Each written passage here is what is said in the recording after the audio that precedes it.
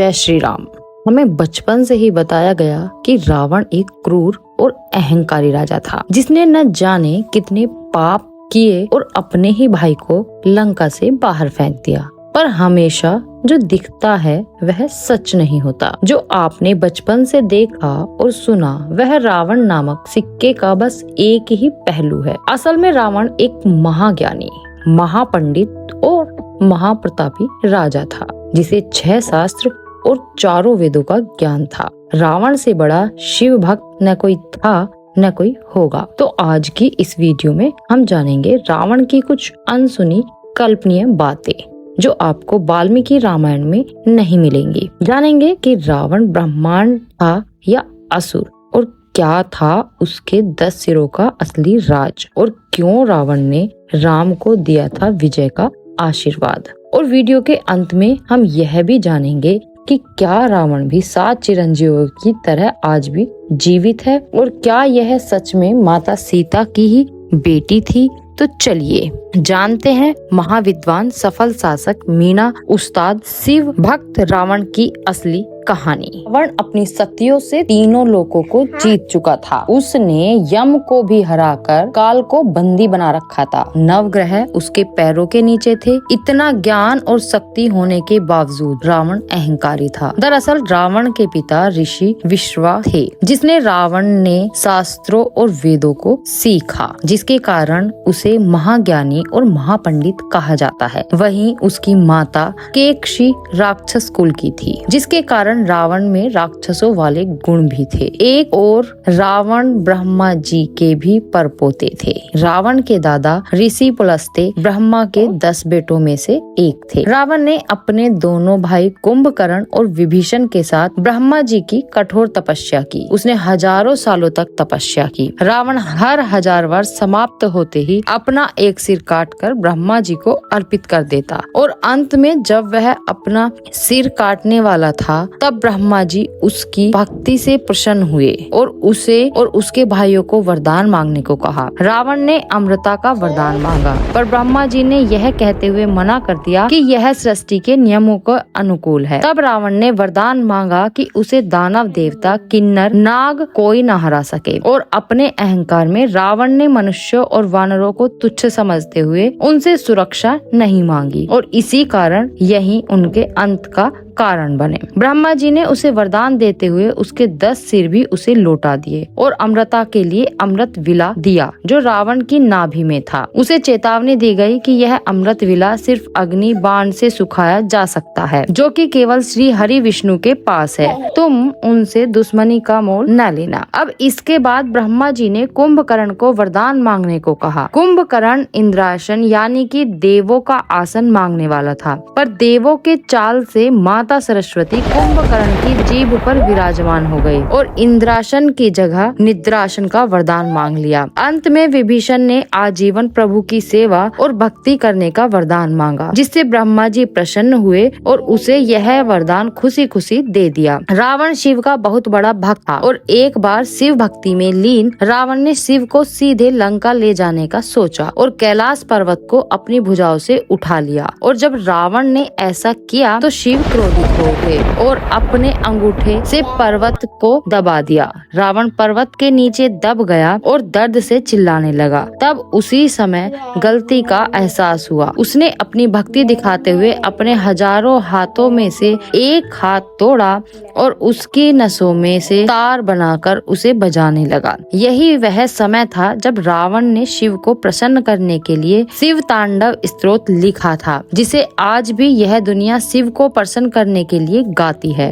रावण की भक्ति से शिव प्रसन्न हुए और उसे अपनी चंद्रहास तलवार दी। तब से ही रावण को सबसे बड़ा शिव भक्त माना जाता है। क्या रावण के सच में 10 सिर थे? इसे लेकर शास्त्रों में अलग अलग कहानियां मिलती हैं। कहा जाता है कि रावण को 6 शास्त्र और 4 वेदों का संपूर्ण ज्ञान था, जिसके कारण उसे दशासन या 10 सिरों वाला कहा जाता है। वहीं दूसरी ओर कुछ जगहों पर यह लिखा मिलता है कि रावण के पिता ने उसे 9 मणि वाली एक माला दी थी, जिसके कारण रावण के 10 सिर प्रतीत होते थे। रावण के 10 सिर उसके चरित्र को दर्शाते हैं। यह 10 सिर हैं काम, क्रोध, लोभ, मोह, मद, मत्सर्य, अहंकार और उसके सभी सिरों को संतुलन में रखते हुए मुख्य 3 सिर बुद्धि, मनस और चित्त। राम सेतु बनाने के लिए राम ने यज्ञ किया और यज्ञ कराने के लिए ब्रह्मांड की जरूरत थी और उस समय रावण से बड़ा ज्ञानी कोई नहीं था। इसलिए राम ने रावण को आमंत्रण भेजा। रावण ने यज्ञ में भाग लिया। कहा जाता है कि यज्ञ में प्रतिग्रह को बैठना होता है और जिसके कारण रावण ने सीता माता को मुक्त कर यज्ञ में शामिल किया था। लेकिन कुछ जगहों पर यह लिखा मिलता है कि रावण ने सीता को मुक्त नहीं किया था, बल्कि उसकी एक मूर्ति बनाकर पूजा में बैठाया था और पूजा समापन होने के बाद राम ने रावण से जीत का आशीर्वाद मांगा। रावण ने खुशी खुशी राम को विजय का वरदान दिया। कहा जाता है कि रावण को अपनी मृत्यु का पहले से ही ज्ञान था। उसने ही अपनी मृत्यु का जाल रचा था। पर उस सच को जानने से पहले हम रावण के जन्म की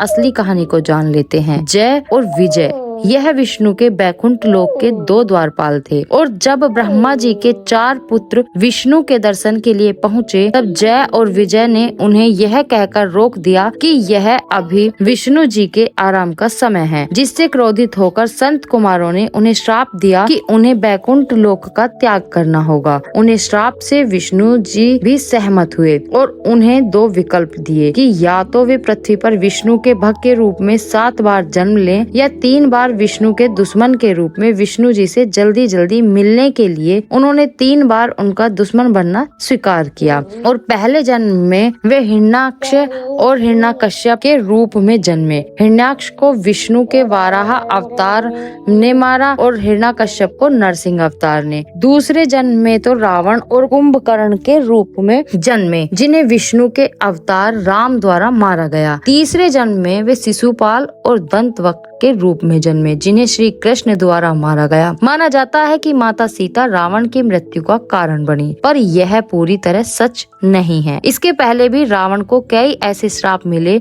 जो अंत में उसकी मृत्यु का कारण बने। एक समय की बात है जब स्वर्ग की अप्सरा रंभा कुबेर के बेटे के पास जा रही थी। तब मार्ग में रावण ने उससे छेड़छाड़ की, जिससे क्रोधित होकर कुबेर के बेटे ने रावण को श्राप दिया कि अगर वह स्त्री इजाजत के बिना उसे हाथ लगाएगा तो वह भस्म हो जाएगा। और इसी श्राप के चलते रावण ने माता सीता को हाथ नहीं लगाया। दूसरा यह है कि रावण अपनी अहंकार और जीतने की चाह में कई राजा महाराजाओं को मारता गया और जब उसने 21वें रघुवंशी राजा अनन्य को मारा तो अनन्य ने जो श्राप दिया कि मेरे ही वंश के राजकुमार द्वारा तुम मारे जाओगे, और ऐसा ही हुआ। 62वें रघुवंशी वंशज राजकुमार राम द्वारा रावण को मारा गया। पर कुछ लोगों का यह मानना है कि रावण मरा नहीं बल्कि आज भी जीवित है और कलयुग के अंत के पश्चात वेद और शास्त्रों का ज्ञान देने फिर से आएंगे और अभी वे लंका की किसी गुफा में हैं। तो चलिए जानते हैं इसकी असली सच्चाई। रावण तीनों लोगों को जीत चुका था और काल को भी बंदी बना लिया था और जब वह नागोक पहुंचा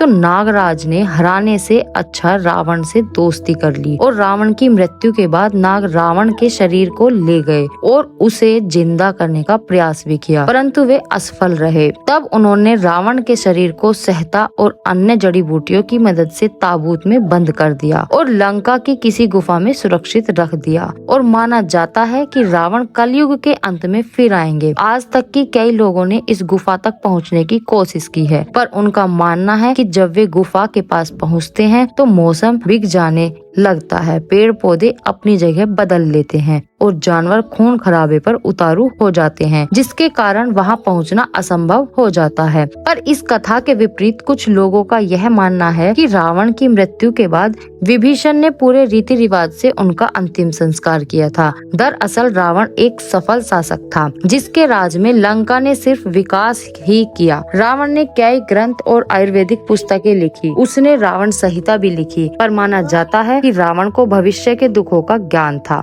और वह अपने कुल को इस दुख में नहीं देखना चाहता था, जिसके कारण रावण ने खुद जानबूझकर सीता का अपहरण किया ताकि श्री हरि विष्णु के अवतार द्वारा उनका और उनके कुल का उद्धार हो सके और सभी को मुक्ति मिल जाए। उस समय रावण से ज्यादा ज्ञानी और कोई नहीं था, इसलिए रावण के मरते वक्त राम ने लक्ष्मण को रावण से ज्ञान लेने को कहा और रावण ने लक्ष्मण को जीवन की 3 प्रमुख बातें बताई, जिसे आप भी फॉलो करके जीवन को सफल बना सकते हैं। पर उन 3 बातों को जानने से पहले हम यह जान लेते हैं कि क्या सीता माता सच में रावण की ही बेटी थी। रामायण के जैन वर्जन में हमें यह कहानी देखने को मिलती है, जिसके अनुसार सीता रावण की बेटी थी। माना जाता है कि सीता रावण और मंदोदरी की पहली संतान थी, पर उनके जन्म के समय रावण को यह ज्ञात हो गया था कि उसकी पुत्री का पति ही उसकी मृत्यु का कारण होगा। इस वजह से रावण ने उसे संदूक में बंद करके जमीन में गाड़ दिया, जो बाद में राजा जनक को मिली,